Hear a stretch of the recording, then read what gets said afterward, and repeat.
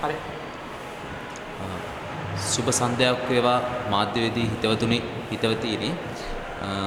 වෛද්‍ය පීඨයේ ශිෂ්‍ය ක්‍රියාකාරී කමිටුව වශයෙන් අද දින මේ මාධ්‍ය හමුව පවත්වන්නට සූදානම් කරේ අපිට විශ්වාසවන්ත තොරතුරු ලැබුණා මාළඹේ සයිටම් ආයතනයේ ඉගෙනම ලබන ශිෂ්‍යාවක් වන ඒ වගේම රාගම උතුරු කොළඹ ශික්ෂණ රෝහලේ හිටපු අධ්‍යක්ෂක වන වෛද්‍ය සමරනායක මහතාගේ දියණියක් පසුගිය 2016 තුන්වෙනි මාසේ මේ මාසේ 17 වෙනිදා ඒ කියන්නේ ඊයේ දින රාගම් උතුරු කොළඹ ශික්ෂණ රෝහලේ සායනික පුහුණු කටයුතු සඳහා පැමිණ තිබෙනවා නීති විරෝධී අයුරින්. එතකොට දැන් අපි දන්නවා සාමාන්‍යයෙන් ශික්ෂණ රෝහලක් තුළට සායනික පුහුණු කටයුතු සඳහා පැමිණීමට අවසර තියෙන්නේ රජයේ වෛද්‍ය පීඨයක ඉගෙන ගන්නා ශිෂ්‍යයින්ට. එහෙමත් නැත්නම් වෙන විදේශ රටවල ශිෂ්‍යයන් සායනික පුහුණු කටයුතු සඳහා පැමිණෙනවා ශ්‍රී ලංකා වෛද්‍ය සභාවේ අනුමැතිය සහිතව. එතකොට ඒ විශ්වවිද්‍යාල ශ්‍රී ලංකා වෛද්‍ය සභාව පිළිගත් විශ්වවිද්‍යාල විය යුතුයි. එහෙම ශිෂ්‍යයෝ පැමිණෙනවා නම් එම ශිෂ්‍යයන් ශ්‍රී ලංකා වෛද්‍ය සභාවේ අනුමැතිය සහිතව ලිඛිත අවසරයක් සහිතව තමයි සායනික පුහුණු කටයුතු සඳහා පැමිණෙන්නේ. එතකොට දැන් මේ සයිටම් ආයතනයේ දැන් මේ ශිෂ්‍යාව කිසිදු ඒ විදිහේ අනුමැතියකින් තොරව දැන් මේ ඒ හිටපු රෝහල් අධ්‍යක්ෂකවරයාගේ ඒ නිල බලය අත්නෝමතික ලෙස පාවිච්චි කරමින් මේ රෝහල් තුලට නීති විරෝධීව ඇවිල්ලා තියෙනවා. ඇවිල්ලා සායනික පුහුණු කටයුතු සඳහා සම්බන්ධ වෙලා තියෙනවා. එතකොට දැන් මීට පෙර වතාවල් වලත් මේ ශිෂ්‍යාව සායනික පුහුණු කටයුතු සඳහා උතුරු කොළඹ ශික්ෂණ රෝහලට ඇවිල්ලා තියෙනවා. මීට පෙර දින 4ක් එහි හදිසි ප්‍රතිකාර ඒකකයේ සායනික පුහුණු කටයුතු සඳහා සම්බන්ධ වෙලා තියෙනවා. එතකොට දැන් මේ ගැන අපි රෝහල් අධ්‍යක්ෂකගෙන් විමසීමක් කරාම එතුමා කියනවා මීට පෙර දවස් 4ක් ඇවිල්ලා එයා කිසිදු සායනික පුහුණු කටයුතුට ඒ කියන්නේ සක්‍රීයව මේ පුහුණු කටයුතු වලට සම්බන්ධ වුණේ නැහැ. නමුත් නිරීක්ෂණය කරමින් සිටියා කියලා. එතකොට දැන් මේක විහිළු කතාවක් නේ. දැන් මේ නිරීක්ෂණය කරනවා කියන්නේ සායනික පුහුණු කටයුතු වලදී ඒ ඉගෙනීම් ක්‍රියාවලිය එක්තරා විදියක් තමයි නිරීක්ෂණය කරනවා කියන්නේ. එතකොට දැන් පැහැදිලිව මේකෙන් පේනවා මේ විදියට නීත්‍යානුකූල නොවන අයුරින් නීති විරෝධීව මේ ශිෂ්‍යාව දිගින් දිගටම උතුරු කොළඹ ශික්ෂණ රෝහලට ඇවිල්ලා තියෙනවා. මීට පෙර දින 4ක් එහෙම ඇවිල්ලා තියෙනවා. එතකොට දැන් මේ විදියට දැන් මේ ඊයේ දවසේ මේ විදියට ඒ ශිෂ්‍යාව ඇවිල්ලා තියෙනවා. එතකොට ඒ රෝහලේ වෛද්‍යවරයාගේ තනුදැනුම ඇතුව රෝහල් අධ්‍යක්ෂකවර ඒ රෝහලේ වෛද්‍යවරයාගේ තනුදැනුම ඇතුව තමයි මේ ශිෂ්‍යාව ඇවිල්ලා තියෙන්නේ. එතකොට දැන් රෝහලේ අධ්‍යක්ෂකවරයා ඇහුවම කියනවා එතුමා මේ ගැන දැනුවත් නැහැලු. එතකොට දැන් මේ විදියට දැන් මේ විවිධ අයුරින් නීති විරෝධී අයුරින් මේ විදියට රෝහල් තුලට පැමිණිලා සායනික පුහුණු කටයුතු සඳහා සම්බන්ධ වීම කරනවා. එතකොට දැන් මේ සයිටම් ආයතනයේ මේ පළවෙනි වතාව නෙවෙයි මේක සිද්ධ වුනේ. එතකොට මීට පෙර වතාවල් වල සයිටම් ආයතනයේ ශිෂ්‍යයෝ විවිධ අයුරින් නීති විරෝධී අයුරින් සායනික පුහුණු කටයුතු වලට සම්බන්ධ වෙලා තියෙනවා. එකක් තමයි අපි මීට පෙර වතාවක හෙළිදරව් කරා නවලෝක රෝහල තුල නවලෝක පෞද්ගලික රෝහල තුල මාළඹේ සයිටම් ආයතනයේ ශිෂ්‍යයෝ ඒ ශල්‍යාගාර වලට ඇවිල්ලා සායනික පුහුණු කටයුතු වලට සම්බන්ධ වෙලා තියෙනවා. එතකොට එන රෝගීන් පවා දන්නේ නැහැ මේ වෛද්‍ය ශිෂ්‍යයෝ ඒ රෝගීන් පරීක්ෂාවට ලක් කරන ඒ රෝගීන්ගේ ප්‍රතිකාර කටයුතු වලට සම්බන්ධ වෙනවද කියලා ඒ රෝගීන් පවා දන්නේ නැහැ. එතකොට දැන් මේ විදිහේ එතකොට ඒ වතාවේ ඒක බරපතල ලෙස වෛද්‍ය ආචාර ධර්ම උල්ලංඝනය කරපු සිද්ධවීමක්. මොකද සාමාන්‍යයෙන් සායනික පුහුණු කටයුතු සඳහා වෛද්‍ය ශිෂ්‍යයෝ සම්බන්ධ වෙනවා නම් එහිදී රෝගීන්ගේ අනුමැතිය සහිතව තමයි වෛද්‍ය ශිෂ්‍යයෝ ඒ රෝගීන් පරීක්ෂා කරන්නේ. ඒ රෝගීන්ගේ ප්‍රතිකාර කටයුතු වලට වෛද්‍ය ශිෂ්‍යයෝ සම්බන්ධ වෙනවා නම් ඒ රෝගීන්ගෙන් අනුමැතිය ගන්න ඕන. ඒක මුලම දෙයක්. ඒක වෛද්‍ය ආචාර ධර්ම වල තියෙන ප්‍රධාන කාරණයක්. එතකොට දැන් මේ ආයතනය දැන් ඒ කිසිම දෙයක් අදාළ නැතුව ඒ විදිහට ඉතිහාසයේ කටයුතු කරලා තියෙනවා. එතකොට මේක සම්බන්ධයෙන් අපි හෙළිදරව් කරලා තියෙනවා මීට පෙරත් මාධ්‍යවල. එතකොට දැන් මේ වතාවෙත් දැන් උතුරු කොළඹ ශික්ෂණ රෝහලට ඇවිල්ලා සාමාන්‍ය වෛද්‍ය ශිෂ්‍ය විදියට දැන් ඇවිල්ලා මේ විදිහට සායනික පුහුණු කටයුතු වලට සම්බන්ධ වෙනවා. එතකොට දැන් මේක බරපතල තත්ත්වයක් මතුවෙනවා. දැන් මොනෑම් හරි සිද්ධියක් වුණොත් එතකොට දැන් මේ සායනික පුහුණු කටයුතු වලට සම්බන්ධ වෙන එකදී ඒක රෝගීන්ට හරි ඒක රෝගියෙක්ට මොකක් හරි ප්‍රශ්නයක් වුණොත් එතකොට මේක වගකීම ගන්න කවුද? එතකොට ඒ රෝගීන්ගේ පෞද්ගලික තොරතුරු පවා හෙළි කරනවා. සාමාන්‍ය සායනික පුහුණු කටයුතුදී අතිශය පෞද්ගලික තොරතුරු හෙළි කරනවා. එතකොට සමහර ප්‍රතිකාර කටයුතු සඳහා ශිෂ්‍යයෝ මැදිහත් වෙනවා. ශිෂ්‍යයෝ සම්බන්ධ වෙනවා. එතකොට දැන් මේ මොකක් හරි තැනකදී මොනෑම් හරි ප්‍රශ්නයක් වුණොත් එතකොට ඒ රෝගීන්ගේ ඒ ජීවිත සම්බන්ධයෙන් කවුද වගකීම ගන්නෙ? එතකොට මෙන්න මේ බරපතල ප්‍රශ්නය මතුවෙනවා. එතකොට දැන් මේ විදිහේ ප්‍රශ්නයක් මතුවලා තියෙනවා. එතකොට අපි දන්නවා මේ මානවයේ සයිටම් ආයතනය ආරම්භයේ පටන්ම දූෂණ වංචා අක්‍රමිකතා දැවැන්ත ප්‍රමාණයක් සිද්ධ කරලා තියෙනවා. එතකොට මේවා අපි වෛද්‍ය පීඨ ශිෂ්‍ය ක්‍රියාකාරී කමිටුව විදියට විටින් විට විවිධ අවස්ථාවන් වලදී හෙළිදරව් කරලා තියෙනවා. එතකොට දැන් මේ විදිහේ දැන් මේ විදියට දැන් මේ අද ඊ වෙච්ච දෙයක් නෙවෙයි. එතකොට දැන් මේ විදියට දැන් විවිධ අවස්ථාවන් වල මේ විදියට මේ දූෂණ අක්‍රමිකතා වංචා කොච්චර සිද්ධ වුණා මේ සම්බන්ධයෙන් රජයන් පැවති රජයන් පහුගිය රාජපක්ෂ රජය ඒ වගේම දැන් තියෙන වත්මන් මෛත්‍රී රනිල් ප්‍රමුඛ යහපාලන ආණ්ඩුවත් මේ සම්බන්ධයෙන් කිසිදු පියවරක් අරගෙන නැහැ. මොකද දැන් මේ මෛත්‍රී රනිල් යහපාලන ආණ්ඩුව පත් වුණාට පස්සේ මාළඹේ සයිටම් ආයතන තුල ශිෂ්‍යෝ ගිහිල්ලා පැමිණිලි කරා එකක් තමයි මාළඹේ සයිටම් ආයතනය තුල වෛද්‍ය සභාවේ ලියාපදිංචි අලුත් නොකරපු වෛද්‍යවරු එහි රෝගීන්ට ප්‍රතිකාර කටයුතු සඳහා සම්බන්ධ වෙනවා. එතකොට දැන් ඒ සම්බන්ධයෙන් වෛද්‍ය සභාවට පැමිණිලි කරලා තියෙනවා. ඒ වගේම පසුගිය දිනවල සිද්ධ වෙච්ච මාළඹේ මාදුළුවාවේ සෝබිත ස්වාමීන් වහන්සේගේ මරණය සම්බන්ධයෙන් හිමිනමක් ගිහිල්ලා පැමිණිලි කරලා තියෙනවා වෛද්‍ය සභාවට. එතකොට මේ සම්බන්ධයෙන් කිසිදු විමර්ශනයක් මේ වෙනකන් සිද්ධ වෙලා නැහැ. එතකොට අපි පැහැදිලිවම දන්නවා වත්මන් රජය මාළඹේ සයිටම් ආයතනයේ මෙතරම් දූෂණ අක්‍රමිකතාව වංචා කොතරම් සිද්ධ වුණත් ඒව සම්බන්ධයෙන් කිසිදු ක්‍රියාමාර්ගයක් මේ වෙනතේ කරගෙන නැහැ. දැන් තාමත් ඒ ආයතන තුල නීති විරෝධී විදියට මලසිරු තබාගෙන ඉන්නවා. එතකොට දැන් මේව සම්බන්ධයෙන් දැඩි ක්‍රියාමාර්ග ගන්න ඕනේ. නමුත් ඒ කිසිවක් අරගෙන නැහැ තාම. එතකොට දැන් මේ රජය ඊටාම පැහැදිලි මේ රජයේ ප්‍රතිපත්තිය තමයි කුමන හෝ අයුරින් මෙම මාළඹේ සයිටම් ආයතනය නීතිගත කරන්න මැදිහත් වෙන එක. මොකද පහුගිය කාලෙම ඒ රජයේ ක්‍රියාකාරීත්වය ඇතුළේ අපි ඒක දැක්කා. දැන් පහුගිය කාලයක් තුළ දැන් වත්මන් සෞඛ්‍ය ඇමති රාජිත් සේනාරත්න මහතා එතුමා දැන් මැදිහත් වෙලා එතුමා පෞද්ගලිකව මැදිහත් වෙලා මෙම ආයතනයකට රජයේ රෝහල් වල සායනික පුහුණු කටයුතු ලබා දෙන්න එතුමා මැදිහත් වීම කරා පෞද්ගලිකව පවා. දැන් එතුමාගේ පහුගිය කාලය තුළ ප්‍රධාන රාජකාරිය වෙලා තියෙන මේ මාළඹේ සයිටම් ආයතනයේ නීතිගත කරන්න මැදිහත් වෙන එක. දැන් සෞඛ්‍ය ක්ෂේත්‍රයේ බරපතල ප්‍රශ්න ප්‍රමාණයක් මේ වෙනකොට නිර්මාණය වෙලා තියෙනවා. එතකොට ඒ කිසිවක් විසඳන එක එතුමාට අදාළ වෙලා තියෙන්නේ නැහැ. මොකද දැන් උසාවියේ නඩු දාන්න කලින්ම සෞඛ්‍ය අමාත්‍යාංශ එකක වෙලා ඉවරයි උන්ට රජයේ රෝහල් ලබා දෙන්න. රජයේ රෝහල් වල නඩු දාන්න කලින් අමාත්‍යාංශ එකක වෙලා ඉවරයි රජයේ රෝහල් ලබා දෙන්න. එතකොට මේ විදිහට තමයි ඒවට මැදිහත් වෙන්නේ. එතකොට දැන් ඊටාම පැහැදිලි වත්මන් රජයේ ප්‍රතිපත්තිය මොකක්ද කියලා. අධ්‍යාපනයේ පෞද්ගලීකරණය කරනවා කියන එක වත්මන් රජයේ පිළිගන්න කාරණාවක්. ඒක ප්‍රසිද්ධිය වුන් ප්‍රකාශ කරනවා පෞද්ගලික විශ්වවිද්‍යාල තව ගේනවා කියන ස්ථාවරේ ඉන්නවා. එතකොට ඒ යටතේ මාළඹේ සයිටම් ආයතනයේ කුමන හෝ අයුරින් පවත්වාගෙන යනවා කියන එක වත්මන් රජයේ ප්‍රතිපත්තිය වෙලා තියෙනවා.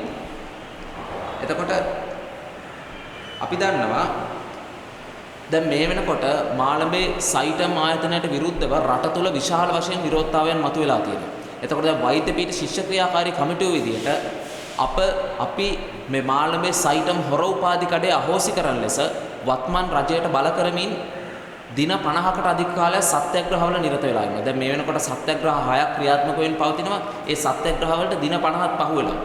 එතකොට දැන් දින 50ක් තිස්සේ වෛද්‍ය ශිෂ්‍යයෝ මහපාරේ ඉන්නවා.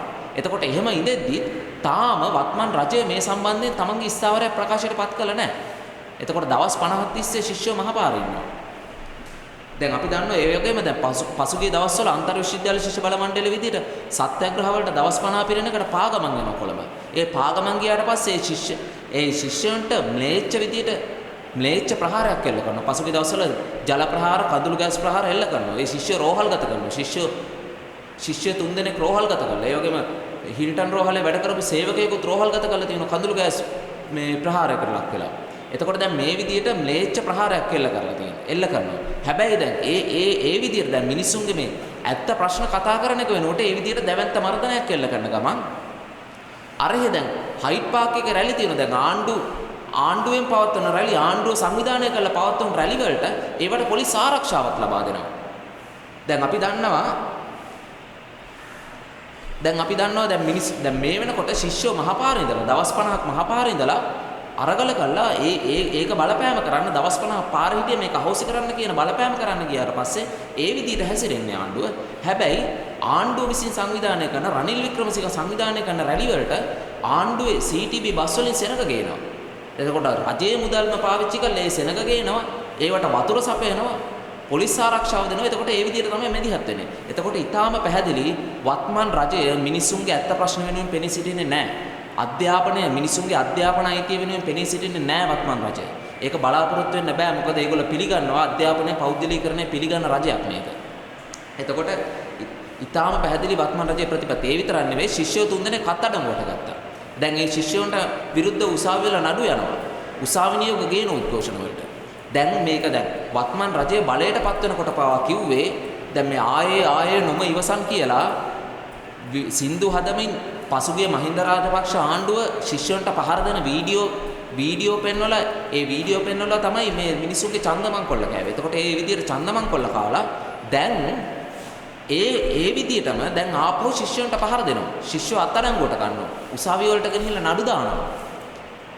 එතකොට ශිෂ්‍යයන්ට තර්ජනය කරනවා. රහස් පොලිසිය යොදවලා ශිෂ්‍යයන්ට තර්ජනය කරනවා. දැවැන්ත ශිෂ්‍ය මර්ධනය දියත් කරනවා. එතකොට මේ ආණ්ඩුවෙත් අධ්‍යාපනය මුදලට විකුණන කියන ප්‍රතිපත්තිය ක්‍රියාත්මක කරනවා. එතකොට ඒ යටතේ ශිෂ්‍යයන්ට ප්‍රජාතන්ත්‍රවාදය බලාපොරොත්තු වෙන්න බෑ. මේ වත්මන් යහපාලන රජය ශිෂ්‍යයන්ගේ ප්‍රජාතන්ත්‍රවාදී අයිතිවාසිකම් ලබා දෙන්නේ නැහැ පැහැදිලි ලෙසම. දැන් මේ වෙනකොට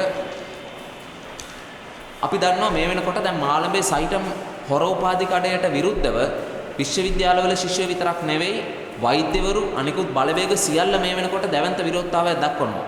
දැන් වෛද්‍යවරු පසුගිය 16 වෙනිදාත් වවුනියාව රෝහල ඉදිරිපිට උද්ඝෝෂණයක් දියත් කළා. එතකොට දැන් උද්ඝෝෂණ ව්‍යාපාර හැම බලවේගයක්ම මේකට විරුද්ධව පෙළගැසිලා ඉන්නවා මේ වෙනකොට. දැන් එතකොට රට තුල දැවැන්ත විරෝධයක් මේ මාළඹේ සයිටම් හොර උපාධි කඩයට විරුද්ධව නැගෙද්දි වත්මන් රජය තාම මේ සම්බන්ධයෙන් කිසිදු ප්‍රකාශයක් නිකුත් කළා නැහැ. එතකොට දැන් මේ විදිහට තමයි මේ රජය මිනිසුන්ගේ ඇත්ත ප්‍රශ්න වෙනුවෙන් මැදිහත් වෙන්නේ. දැන් පසුගිය දවස්වල බටහිර ගායකයෝ ඇවිල්ලා ප්‍රසංග කරපු වෙලාවේ එතකොට ඒවට විරුද්ධව වෙනම රැස්වීම් සංවිධානය කරලා ඒව ගැන ප්‍රකාශ දෙන්න පුළුවන් ආණ්ඩුව. එතකොට දැන් අර මෛත්‍රීපාල සිරිසේන දැන් අර පරාක්‍රම බාහු රජතුමා වෙනවා ඒ වගේ වෙලාවල් වලදී. හැබැයි ඇත්ත ප්‍රශ්න ආපු වෙලාවට මෛත්‍රීපාල සිරිසේන කොහෙද? ඒ වෙලාවට පඹය වෙනවා. දැන් මේ ඇත්ත ප්‍රශ්න මිනිස්සු ඉස්සරහට ඇවිල්ලා තියෙනවා. දැන් මිනිස්සුන්ගේ අධ්‍යාපන අයිතිය විකුණන්න හදනවා. දැන් මේ මාළඹේ සයිටම් හොරෝපාධි කඩයක් දාලා මිනිස්සුන්ගේ ජීවිත සම්බන්ධ ප්‍රශ්නයක් ඇවිල්ලා තියෙනවා මේ වෙලාවේ. එතකොට දැන් මේ ප්‍රශ්න වෙලාවේ දැන් ශිෂ්‍යයෝ, වෛද්‍යවරු, විශ්වවිද්‍යාල ආචාර්යවරු ඇතුළු විවිධ බලවේග මේකට විරුද්ධව සටන් කරනවා. එතකොට මේකට විරුද්ධව දැන් පාරකට බහලා ඉඳිද්දි වත්මන් රජය ඒ සම්බන්ධයෙන් දැන් පැහැදිලි ප්‍රතිපත්තියක නැහැ. දැන් මෛත්‍රීපාල සිරිසේන ජනාධිපතිවරයා දැන් මේ මිනිසුන්ගේ ඇත්ත ප්‍රශ්නයක් ඇවිල්ලා තියෙන වෙලාවෙත් ඒ වෙලාවේ දැන් පඹය වෙලා. එතකොට දැන් අපි නිශ්චිතවම කියනවා වත්මන් ජනාධිපතිවරයාටත් ඒ වගේම වත්මන් මෛත්‍රී රණ්‍යපුරක යහපාලන රජයට අපි නිශ්චිතවම කියනවා මේ ප්‍රශ්නයට උත්තර දෙන්න. දැන් දවස් 50කට වැඩි වෛද්‍ය ශිෂ්‍යෝ මහපාරේ. එතකොට දැන් මේ ප්‍රශ්නේ සම්බන්ධයෙන් ඔවුන්ගේ ස්ථාවරය මොකද? මේ ප්‍රශ්නට උත්තර දෙන්නේ නැද්ද? එතකොට අපි බල කර සිටිනවා වහාම මාළඹේ සයිටම් හොර උපාධි කඩේ අහෝසි කරන්න කියලා. ඒ වගේම අපි මේ රටේ ජනතාවට කියන්න තියෙන්නේ මේක ඔබේ ජීවිත සම්බන්ධ ප්‍රශ්නයක්. මොකද මේ වත්මන් රජය අධ්‍යාපනයේ මුදලට විකුණනවා කියන ප්‍රතිපත්තිය ගේනවා කියන්නේ හෙට දවසේ Tamanට ඉගෙන ගන්නවද නැද්ද කියන එක Tamanගේ අතේ තියෙන මුදල් ප්‍රමාණය මත තීරණය කරන්න වෙනවා. එතකොට ඒ වගේම මේ වෙනකොට අපි දන්නවා සෞඛ්‍ය ශාස්ත්‍රය තුල දැවැන්ත ප්‍රශ්න ප්‍රමාණය නිර්මාණය වෙලා තියෙනවා. රෝහල් වල ගියාට පස්සේ රෝහල් ඇතුලේ බෙහෙත් නැහැ. රෝහල් වල ඇඳන් යට හිට ලෙඩ්ඩු ඉන්නවා. එතකොට දැන් සෞඛ්‍ය ශාස්ත්‍රය ඇතුලේ දැන් දැවැන්ත ඖෂධ මාෆියාවක් ක්‍රියාත්මක වෙනවා. එතකොට දැන් මේ සිද්ධි සියල්ලටම ප්‍රධාන හේතුව වෙන්නේ සෞඛ්‍ය ශාස්ත්‍රයේ මුදලට විකිනිලා. මේක ලාභ ලබන ව්‍යාපාරයක් බවට දැවැන්ත ලෙස පෙරළමින් තියෙනවා. එතකොට මේක ඇතුලේ දැවැන්ත අර්බුදයක් නිර්මාණය වෙලා තියෙනවා සෞඛ්‍ය ශාස්ත්‍රය තුල. එතකොට දැන් මේ තියෙන්නේ මේ සෞඛ්‍ය සේවයට අදාළ අධ්‍යාපන කොටස විකිනෙන්නේ නැතුව. එතකොට දැන් මේ මාළඹේ වගේ වෙනත් පෞද්ගලික වෛද්‍ය විද්‍යාල ආරම්භ කරලා සෞඛ්‍ය ශාස්ත්‍රයට අදාළ ඒ සෞඛ්‍ය අධ්‍යාපනය විකුණුණාට පස්සේ මේ ප්‍රශ්නේ කොතරම් දුරකට එයිද? මොකද ලක්ෂ 120ක් වියදම් කළා උපාධියක්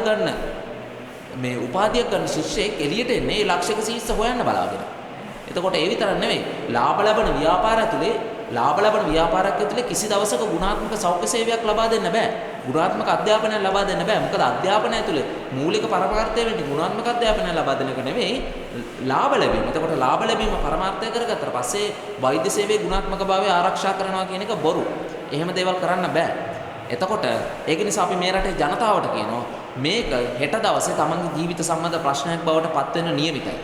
එතකොට මේ වෙනකොට වෛද්‍ය පීඨ ශිෂ්‍ය ක්‍රියාකාරී කමිටුව විදියට මේකට විරුද්ධව අකණ්ඩ අරගලයකට ඇවිල්ලා ඉන්නවා මේ සත්‍යග්‍රහ 6ක් අපි ආරම්භ කරලා තියෙනවා. එතකොට මේ සත්‍යග්‍රහ නවත්තන්නේ මාළඹේ සයිටම් හරෝපාදිකඩේ අහෝසි කිරීමෙන් පසුව.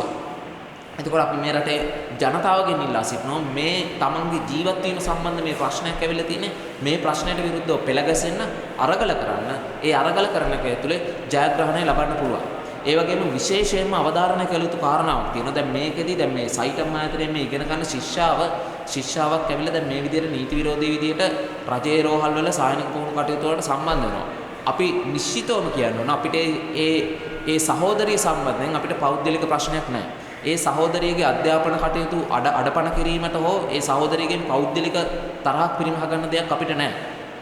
අපිට තියෙන්නේ මේ ප්‍රශ්නේ මොකද දැන් මේ විදියට මේ නීත්‍යානුකූලව නීති විරෝධීව මේ විදියට රෝහල් වලට එනවා. දැන් හෙට දවසේ මේක විශාල වශයෙන් ශිෂ්‍යෝ මේ විදියට රෝහල් වලට එනවා. ඊට පස්සේ මේ විදියට රෝහල් වලට එනවා. එතකොට රටේ මිනිසුන්ගේ ජීවිත සම්බන්ධ ප්‍රශ්නයක් බවට මේකපත් වෙන නියමිතයි. එතකොට අන්නේ ප්‍රශ්නේ අපිට තියෙන්නේ. ඒක නිසා අපිට කියන්න තියෙන අපිට මේ පෞද්ගලික ප්‍රශ්නයක් නෙවෙයි තියෙන්නේ. ඒ වගේම අපි මාළඹේ සයිටම් ආයතනය තුල ඉගෙන ගන්න ශිෂ්‍යයන්ටත් කියනවා ශිෂ්‍යයන්ට කියන්න තියෙන්නේ ඔබ මේ මුලාවකට ලක් වෙලා තියෙන්නේ.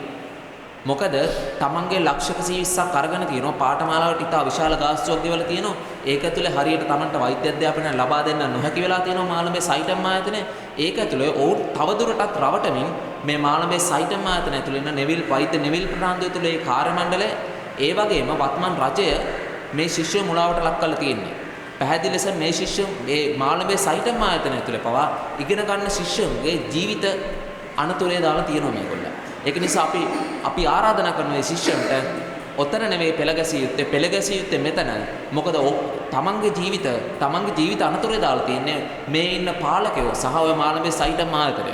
ඒක නිසා ඒකට විරුද්ධව පෙළ ගැසෙන්න තමන්ගේ අධ්‍යාපන අයිතිය සැබෑ ලෙසම දිනා ගන්න පුළුවන්. ඒකට විරුද්ධව පෙළ ගැසෙන එක තුනේ. ඒ වගේම පැහැදිලිවම අපි මානවයේ සයිටම් ආයතන තුල ඉගෙන ගන්න ශිෂ්‍යයන්ගේ අධ්‍යාපන අයිතිය ආරක්ෂා විය යුතුයි කියන ස්ථාවරයේ සිටිනවා. බොහොම ස්තුතියි. රයන් ජයලත් කැඳවුම්කරු වෛද්‍ය පීඨ ශිෂ්‍ය ක්‍රියාකාරී කමිටුව.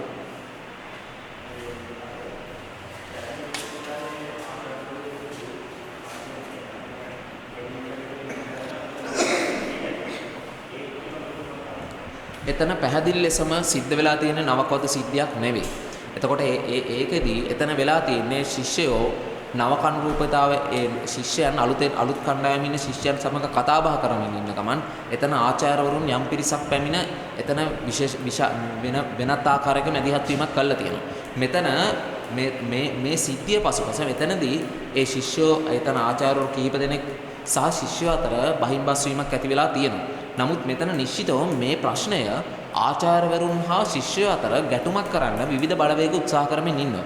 එතකොට ඒක ඇතුලේ විශාල දේශපාලන කුමන්ත්‍රණයක් දියත් වෙමින් පවතිනවා. එතකොට අපිට විශ්වවිද්‍යාල ආචාර්යවරුන්ට සහ එතන ඉන්න ශිෂ්‍යයන්ට අපිට කියන්න තියෙන්නේ මේක ශිෂ්‍යයෝ සහ ආචාර්යවරුන්ගේ අතර ප්‍රශ්නයක් කරගත යුතු නැහැ. මේ ප්‍රශ්නය දෙගොල්ලා එකතු වෙලා සාමකාමීව විසඳගත යුතු ප්‍රශ්නයක්. එතන බහින්බස් වීමක් සිදු වෙලා තියෙනවා. ඒකෙදී ශිෂ්‍යයන්ගේ පැත්තෙන් සහ ආචාර්යවරුන්ගේ පැත්තෙන් යන දෙපැත්තෙම වැරදි සිද්ධ වෙලා තියෙනවා. නමුත් නිශ්චිතව කියන්න ඕනේ එතන නවකවද සිද්ධියක් නෙවෙයි කියලා තියෙනවා. දැන් මෙතන මේ සිද්ධිය පදනම් කරගෙන මේ නවකවදය දෙනවා කියන ප්‍රශ්නය ගෙනල්ලා මෙතන ශිෂ්‍ය මර්ධනයක් දියත් වෙනවා. එතකොට විශ්වවිද්‍යාල පරිපාලනය මැදිහත් වෙලා එතන ශිෂ්‍යයෝ 4 දෙනෙක්ට පන්ති තහනම් නිකුත් කරලා තියෙනවා මේ වෙනකොට. එතකොට දැන් මේ ප්‍රශ්නය දිගින් දිගටම විශ්වවිද්‍යාල පද්ධතිය තුල තියෙනවා. දැන් මේ නවකවද පනත කියලා පනතක් ගෙනල්ලා තියෙනවා. ඒක ගත්තට පස්සේ නවකවදේ නැවැත්වීම නෙවෙයි මේ පනතේ අරමුණ. ඒ පනතේ අරමුණ වෙලා තියෙන්නේ ශිෂ්‍ය මර්ධනය. මොකද මේ පනත කියවල බැලුවට පස්සේ හොඳට ඒක පැහැදිලිවම තියෙනවා. ශිෂ්‍යෝ දෙන්නේ කතා කර හිටියොත් ඒ කතා කර හිටියත් ඒ පනතට අනුව ඒ ශිෂ්‍යෝන්ට පන්ති දානම් කරන්න පුළුවන්. ශිෂ්‍ය භාවය හොසි කරන්න උනත් පුළුවන්. ශිෂ්‍යෝ දෙන්නේ කතා කර හිටියත්. එතකොට දැන් මේ පනත ගත්තට පස්සේ සම්පූර්ණ මර්ධන පනතක්. අපි පැහැදිලිවම ස්ථාවරයක ඉන්නවා නවකවදේ අපි ප්‍රතික්ෂේප කරනවා. නවකවදේ කියන සංකල්පය අපි පිළිගන්නේ නැහැ. ඒක අනුමත කරන්නේ නැහැ. ඒක විශ්වවිද්‍යාල පද්ධතියේ තිබිය යුතු තත්ත්වයක් නෙමෙයි. නමුත් මේ වෙනකොට වත්මන් විශ්වවිද්‍යාල පරිපාලනය හා වත්මන් පාලකයෝ ඒ නවකවදේ කියන සිද්ධිය දඩමීමා කරගෙන ශිෂ්‍ය මර්ධනයක් දියත් කරගෙන යනවා. දැන් කැලණිය විශ්වවිද්‍යාලයට අදාළ සිද්ධිය නවකවද සිද්ධියකට සම්බන්ධ සිද්ධියක් නෙවෙයි. ඒකෙදී ඒ සිද්ධිය පදනම් කරගනිමින් විවිධ මත ප්‍රචාරය කරමින් විවිධ ව්‍යාජ මත ප්‍රචාරය කරමින් මේ ප්‍රශ්නය ආචාර්යවරුන් හා ශිෂ්‍යයෝ යන බලවේග දෙක අතර ප්‍රශ්නයක් කරන්න උත්සාහ කරමින් යනවා. ඒක ඇතුලේ ශිෂ්‍යයෝ ආචාර්යවරු ભેද කරමින් ඒ විශ්වවිද්‍යාල තුනේ එකමුතුකම නැති කරමින් ඒ බලවේග දුර්වල කරන්න අදාළ දේශපාලන මැදිහත් වීම මේක තුළ ක්‍රියාත්මක වෙනවා. ඒක නිසා අපිට ඒ ඉන්න ශිෂ්‍යයන්ටත් ආචාර්යවරුන්ටත් අපිට වෛද්‍ය පීඨ ශිෂ්‍ය ක්‍රියාකාරී කමිටුව විදිහට කියන්න තියෙන්නේ මේ දේශපාලන මන්ත්‍රණයට අහු වෙන්න එපා. මේ ප්‍රශ්නය නිවැරදි කරගන්න පුළුවන් ඉතා සරල ප්‍රශ්නයක්. එතකොට මේක ඇතුළේ තියෙන මේ දේශපාලන මන්ත්‍රණය අවබෝධ කරගන්න එකතු වෙන්න පෙළ ගැසෙන්න කියන යෝජනාව තමයි අපිට කරන්න තියෙන්නේ.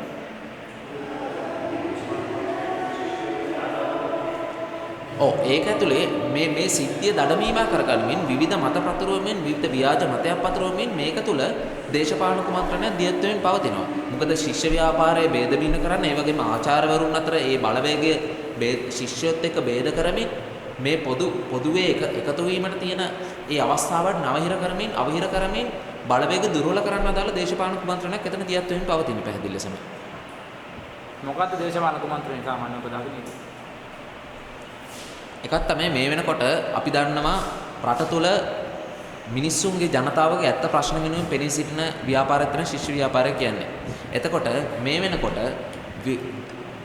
පැහැදිලි ලෙසම වත්මන් පාලකයන්ට ඒක ප්‍රශ්නයක්. මොකද මේ වත්මන් පාලකයන්ගේ තියෙන ප්‍රතිපත්ති ඒගොල්ලන්ගේ දේශපාලන ප්‍රතිපත්ති වලට විරුද්ධව සක්‍රීයව සටන් කළ අරගල ජයග්‍රහණ ලබලා තියෙන එහෙම තහවුරු වෙච්ච ව්‍යාපාරය ශිෂ්‍ය ව්‍යාපාරය කියන්නේ. එතකොට ඉතිහාසයක් පුරාවටම ශිෂ්‍ය ව්‍යාපාරයේ ભેද බින්න කරන්න ශිෂ්‍ය ව්‍යාපාරයේ බලවේග කඩලා දුර්වල කරන්න ඒක ඇතුලේ තමන්ගේ විවිධ දේශපාලන බලයන් තහවුරු කරගන්න. එතකොට මේ විදිහට විවිධ කුමන්ත්‍රණ දියත් වෙමින් පැවතුණා.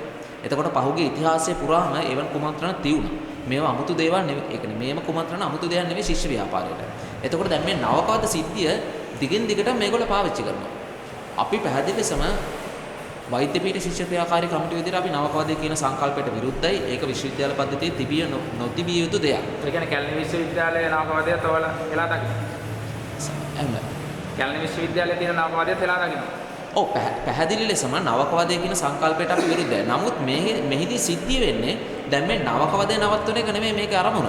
දැන් මේ නවකවාදය නවත්වනවා කියන වෙස්මුණ දාගෙන මේක ඇතුලෙන් තියෙන ශිෂ්‍ය මර්ධනය. එතකොට අන්නේ ක්‍රියාවලියට අපි සම්පූර්ණයෙන්ම විරුද්ධයි. දැන් මෙන්න මේ කුමන්ත්‍රණ දියත් වෙනවා. මොකද ඉතිහාසයක් පුරාට මෙවැනි කුමන්ත්‍රණ මත වුණා. ශිෂ්‍ය ව්‍යාපාරය තුළ මේ ශිෂ්‍ය ව්‍යාපාරය ભેද කරන්නේ ඒක ඇතුලේ විවිධ තමන්ගේ බලය තහවුරු කරගන්නේ මේ මිනිස්සුන්ගේ ඇත්ත ප්‍රශ්න වෙන සටන් කරන බලවේගය දුර්වල කරමින් පාලකයන්ගේ ඌමනාව වෙනුවෙන් වැඩ කරන කුමන්ත්‍රණ දියත් වෙනවා. එතකොට මේ සියල්ලක්ම මේවා පරාජය කරමින් මේවට නිවැරදි නායකත්වයක් දෙමින් මේ වෙනතාක් ශිෂ්‍ය ව්‍යාපාරය පැවතුණා. එතකොට මේකත් අන්න ඒ වගේ සිද්ධියක්. මේක ඇතුලේ දෙවෙනි දේශපාලන කුමන්ත්‍රණයක් තමයි දියත් වෙලා තියෙන්නේ. එතකොට අපි පැහැදිලි ලෙසම අපි ශිෂ්‍යයන්ටත් ආචාර්යවරුන්ටත් කියන්නේ මේ කුමන්ත්‍රණය අඳුර ගන්න, මේක අඳුරගෙන නිවැරදි තීරණ ගන්න කියන යෝජනාව තමයි අපිට කරන්න තියෙන්නේ. දැන් කැලණි විශ්වවිද්‍යාලේ මේකක් තියෙනවා කියලා ඔයගොල්ලෝ පිළිගන්නවනේ. කැලණි විශ්වවිද්‍යාලේ මේ නවවාදයක් තියෙනවා කියලා පිළිගන්නවනේ. නෑ ඒක මට එහෙම කියන්න බෑ නවවාදයක් තියෙනවද නැද්ද කියලා. මොකද එතන මම ඒ සිද්ධි සම්බන්ධව එතන මම සක්‍රියව එතන ඉඳලා නෑ. ඒකත් එක්ක මට එතන නවවාදයක් තියෙනවද නැද්ද කියලා කියන්න බෑ. නවවාදයක් තියෙයි කියලා මට කියන්න බෑ. මොකද නමුත් නිශ්චිතව කියන්න ඕන එතන එම සිද්ධියට එතන සිද්ධ වෙලා තියෙන නවවාදයේ සම්බන්ධ සිද්ධියක් නෙවෙයි. පැහැදිලි ලෙස. එහෙම වෙලා තියෙනම් ඔබතුමාලා විරුද්ධයි ඒකට. එහෙම වෙනවා නම් ඒ වගේ දේවල් වලට විරුද්ධයි.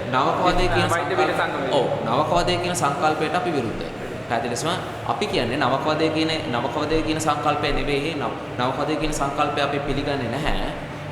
නවක ශිෂ්‍යයන්ට අදාළව අපි දන්නවා නවක ශිෂ්‍යයෙක්ව වෙනම අපිට ගනුදෙනුවක් තියෙනවා. මේ ශිෂ්‍යයෙක්ව සංවාද කරන්න විශ්වවිද්‍යාල තුළ පොදුවේ නවක ශිෂ්‍ය විතරක් නෙවෙයි ශිෂ්‍යයෙක්ව අපිට කරන්න ගනුදෙනුවක් තියෙනවා. ශිෂ්‍යෝ අපිට ශිෂ්‍යෝ කියන අපි බලවේගය නියෝජනය කරන්නේ. එතකොට මේ බලවේගය ඇතුළේ අපිට ක්‍රියාත්මක වෙන්න විදියක් තියෙනවා. නමුත් ඒ විදිය නවකවාදය කියන එක නෙවෙයි ඒක.